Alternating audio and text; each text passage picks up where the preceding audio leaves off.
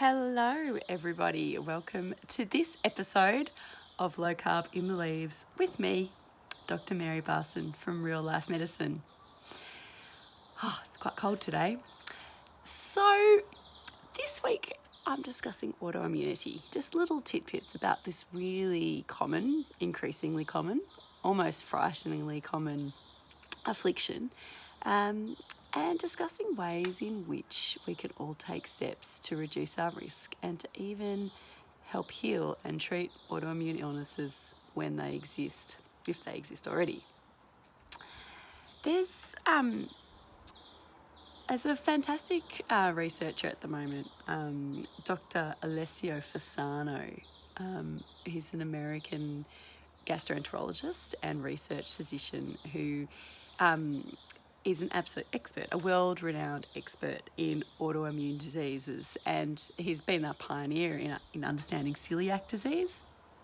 And he has a beautiful way of describing how autoimmunity develops. He talks about this three-legged stool. So if autoimmunity is sort of sitting on the stool, it has three things which are required to sort of precipitate and then support autoimmunity going forward. And as we have discussed, it is like one of the prongs of this stool is genetic predisposition. Certain genes make individuals more likely to develop certain diseases, and there are different genes that convey predisposition to different autoimmune illnesses, and there's not much you can do about that. You can't choose your parents, so we're all sort of stuck with whatever genetics we've got. But it certainly doesn't start and stop there. The other sort of the other leg to this three-legged stool is some kind of trigger. We discussed that, I think, on Tuesday. So some kind of specific virus or bacteria, or in the case of celiac disease, it's gluten in the diet. Some kind of specific antigen, as it's called, an antigen which is something the immune system recognises and then responds to. However, in the vast majority of autoimmune cases, we don't actually know what the trigger is. We never do find it out. But there are various triggers that are known, like Epstein-Barr virus can be a trigger in rheumatoid arthritis. I've heard a rheumatologist tell me that Ross River virus, which is certainly around our parts of Victoria, if you get bitten by mosquitoes here, you can get a case of Ross River virus. May also be a trigger for rheumatoid arthritis in some unlucky people, but it's certainly, we don't know them all. And we can't really necessarily control a lot of our triggers. We can control what we eat, but we can't necessarily control what infections we might get. And then the third stool to this autoimmunity is intestinal permeability, which leaky gut is its colloquial name. Certainly has been known to the scientific community for a long time, but it has more resistance to being accepted in the mainstream medical dogma, paradigm, but it certainly is getting there now. Like this is a well-established scientific entity that our guts can become leaky.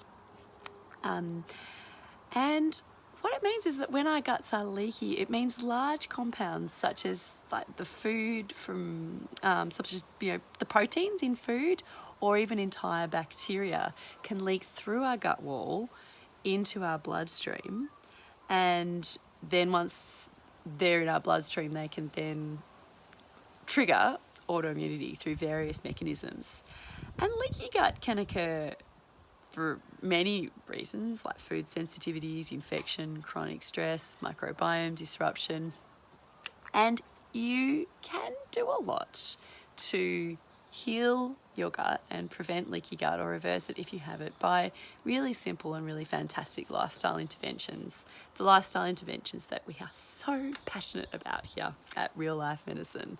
Changing the food you eat is a really important one. And indeed, changing the food you eat can powerfully shift your gut microbiome, which is an important part of health, from out of balance, dysbiotic, to healthy and balanced. There are only two ways to really shift your gut bacteria from an unbalanced, unhealthy ecosystem to a more balanced, healthy ecosystem. And the one is changing the food that you eat, shifts it really powerfully. And the other is having a fecal microbial transplant, a poo transplant, which I'm not recommending and I don't actually, know a lot about, but still very, very interesting field of research. So I liked that. I thought I'd share with you that 3-pronged stool. And the reason for these little tidbits, it's to educate and to interest, and also I think just to help motivate people to think about healthy lifestyle changes if you haven't already made them, motivate you to stay on track, motivate you to get back on track, motivate you to keep trying. It is never too late to start healing. It's never too late to get back on track. If you fall off the wagon, it's never too late to get back on. We really, every moment, every decision, every bite of food is an opportunity for us to nurture ourselves back to health. And in this wonderful journey of life, it's never too late to keep trying. All right, fabulous humans, that's enough for me. Be sure to check out our website, rlmedicine.com, for more information on our wonderful rebalance program that is coming up soon. And I'll see you all tomorrow. Bye-bye.